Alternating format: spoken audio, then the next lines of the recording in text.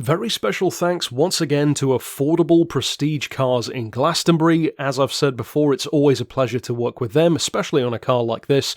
And of course, if you want to check out their current stock or chat to them about potentially buying an affordable luxury car, of course, check out the link down in the description, which takes you over to their website.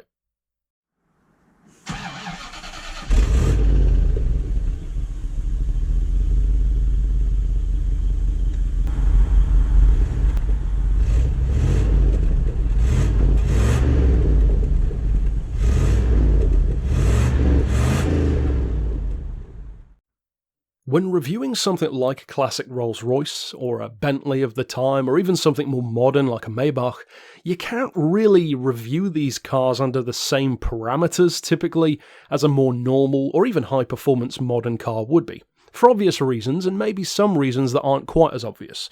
Now, my angle for this review is going to be looking at it from the perspective of an outsider, and what I mean by that is actually very simple.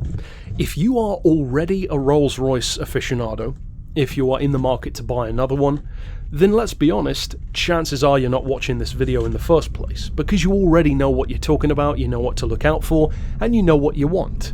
That means that this review is appealing to somebody different.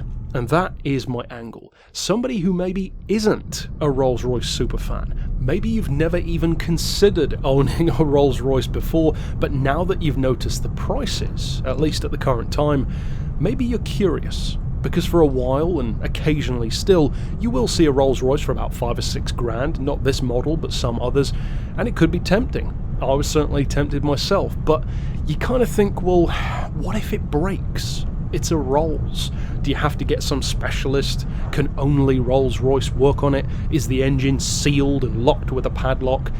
Is it this dangerous decision to make? Well, yes and no. I'm not going to sugarcoat it. If the car does break, yes, it will be expensive. But the car actually reminds me a lot of a Maserati. My Maserati, for instance, was much newer than this and a totally different kind of car. The only thing it had in common was that it was also a four-door. But the point remains that you should only buy something like a Maserati if you are all in. You have to love the company, love the car, really be willing to put the time, effort, sweat, tears, and crucially cash into keeping that vehicle as you would want it to be.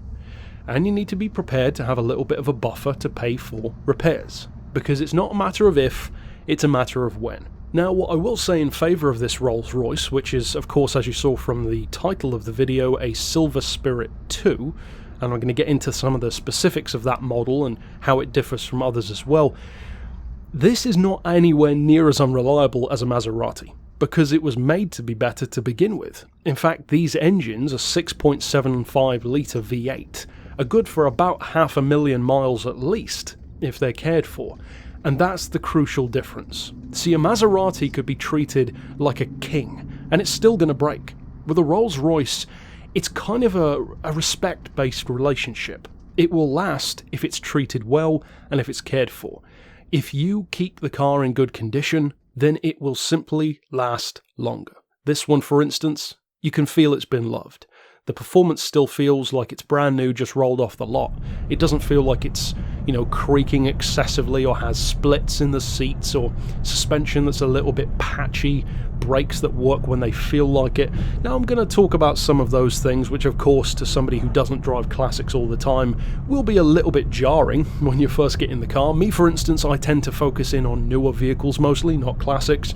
So when I got into this car, it took me a good probably 15 to 20 minutes to get used to the suspension alone. And the reason why is because, well, it does feel like a boat by today's standards. You grasp the thin rim, massive steering wheel, and kind of turn it roughly in the direction that you want to go, and the car begins to think about joining you on that journey at some point in the near future. You press the brake, which feels like a massive industrial set of bellows that's stoking a fire somewhere under the bonnet, and it's not so much a braking system as more of a kind of a mail unit, which sends a signed and sealed letter of intent to somewhere down in the engine bay, telling them that you plan sometime within the next month to dock with dry land, and then the car will consider acquiescing to your request. So in other words, plan ahead. You need to turn before you need to, brake well before you need to, and even when it comes to the quote-unquote performance that this car has, well, I will say it's quicker than you'd probably think, but it's no performance car, because of course it wasn't designed to be. However, it is quicker than you might think, and one of the reasons why is because it actually shares more in common with a Bentley than you might usually think of a Rolls-Royce as being. See, Rolls-Royce and Bentley have always had this give and take sort of relationship, with Rolls-Royce being the pure luxury brand for the most part, less so in recent years with stuff like the Wraith, and Bentley of course being the more motorsport and performance arm of that luxury. Typically though, when you go for a Rolls-Royce, it is distinctly Rolls-Royce. It looks kind of like a Bentley, but it's distinctly not a Bentley. This generation though has always kind of, I'll be honest, put me off a little bit because it looks so similar to a Bentley. And you kind of think, well, the Rolls-Royce, I get it, but Bentley has the Turbo R, which is more powerful and faster, even a similar era, similar price. And the reason why is because they're based on the same platform. So it kind of is the Bentley, and the Bentley is this.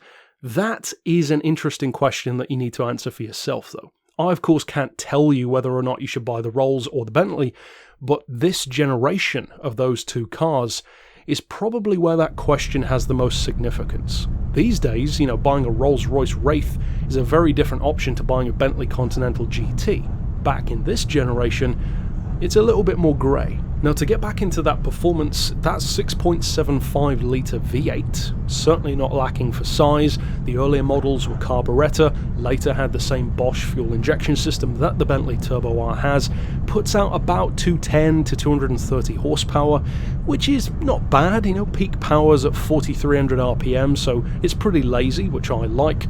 The torque is reasonably good, between 300 and 350 pound-feet, depending on the model year and who you ask, frankly, and even the weight varies quite a bit from online specs, anything from 2.25 tons to 2.4, so let's say it's around the 2.3, 2.4 ton region. In terms of using one on a daily basis, well, let's be honest, most people probably won't, but if you chose to, is that a viable option? Well, the suspension is still very comfortable. The steering itself, as I said, is fairly wallowy, but it is very comfortable. In a straight line, which is what the car really wants to do, it just soaks up all the bumps in the road, and the reason why is pretty obvious. It has a hydro-pneumatic self-leveling suspension system with gas-charged shocks as well. It's designed to be comfortable. It's a Rolls, and it does that very well. Probably better than anything else, in fact. In terms of daily costs, though, well, of course, the most noticeable thing is going to be the fuel. It's not as bad as you might think in terms of range, because the tank is fairly big, but the miles per gallon, of course, isn't that great. It is basically a classic after all, so you're looking at about 13 to the gallon, generally speaking. It's a 24 UK gallon tank, that's 107 litres, which means you can get about 310 miles out of it. That's not bad, but of course it's not going to be cheap to fill it up every time over and over again if you do choose to use it as a commuter. And that brings me to another crucial crossroads in this review. See, I believe there are two primary groups of people who should consider buying this Rolls-Royce or one like it. Either you are already a Rolls-Royce fan, maybe an aficionado, maybe even a previous owner, maybe slightly older, you like going on cruises with them, taking them to shows, or just using it on the weekend, and possibly even having one as a project car. That is a distinct group, and I would say probably the majority of owners and potential buyers fall under that category. The second group is interesting, because the second group tends to be the people who don't buy one, but consider one. And I would put myself even into this category, because I did consider for a fleeting moment getting one of those cheaper Rolls-Royces. Now ultimately, of course, I didn't, but who knows about the future. That second group, I would wager, is generally a little bit younger, maybe 20s, 30s, sometimes beyond, but you actually do want to think about whether you could use it every day. Maybe even retrofit some components to make it more modern. And I actually believe, as sacrilegious as it sounds, that's not a bad idea when it comes to this car. In a very similar way, actually, to my review of the Mercedes ML55. It's a large, high-performance SUV, and it's one which you can very quickly feel would do great things with modern components. Stiffer springs, better brakes, for instance. To me, the Rolls-Royce feels exactly the same. This feels like a car which was technically kind of foolproofed for the future. A vehicle which was better than its time. They made it as good as they could with the components that they had to work with. But the raw vehicle underneath those components has more potential than the time allowed it to have. And that, to me, is crucial to potentially using one more often than just as a weekend toy. If you were to take this car, remove the entire hydro-pneumatic suspension system, maybe put it on a modernised airbag system from, a donor car, for example, or even like a sports suspension system if you wanted more performance, it will immediately change the characteristics of the car, and not necessarily in a bad way. See if that hydro-pneumatic system breaks.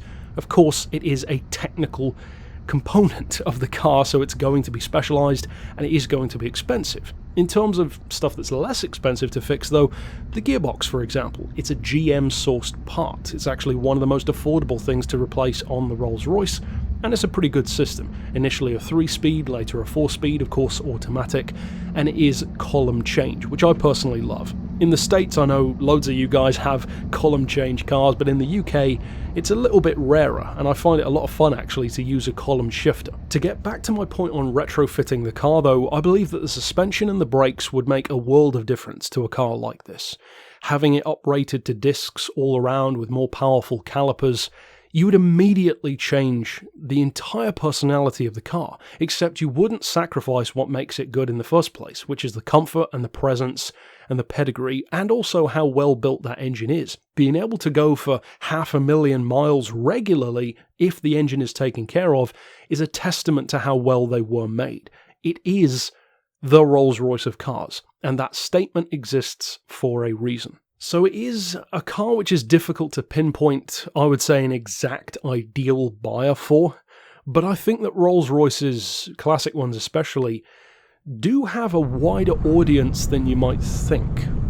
I think the problem is that many of those people who might be a potential buyer who may love the car and use it more than they might ever imagine to, I think they might not even consider it, and that's the problem. See, the obvious choice would be, for instance, like an oil sheik who wants to import them, or a classic British owner who wants to use it on the weekend, as I said, but I think there's this pocket of people, usually in a younger age range, who might actually enjoy the car a lot more than they think they would.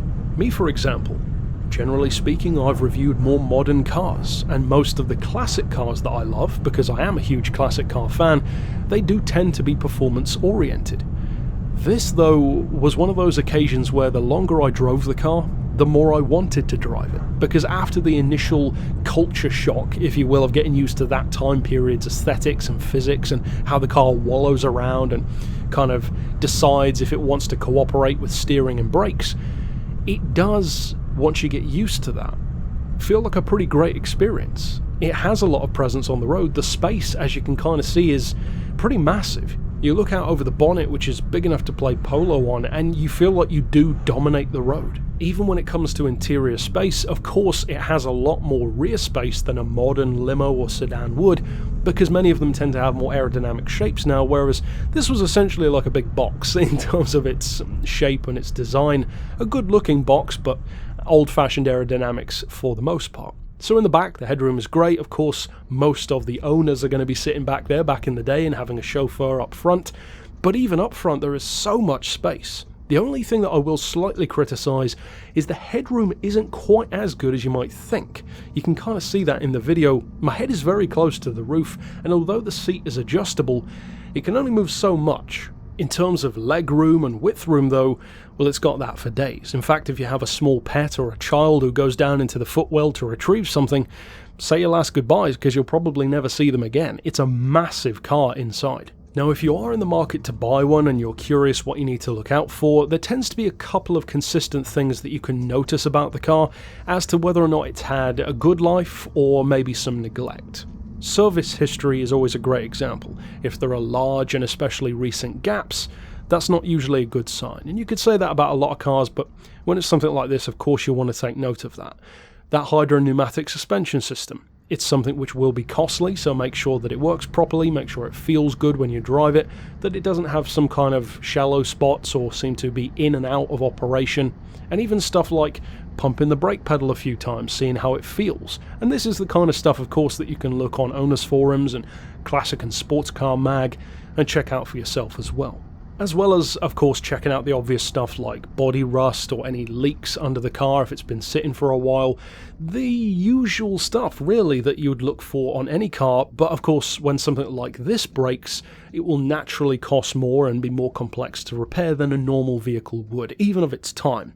So again, just like the Maserati statement that I made earlier, it's the kind of car that you shouldn't buy just for the sake of it. You should buy it if you really want to have that ownership experience.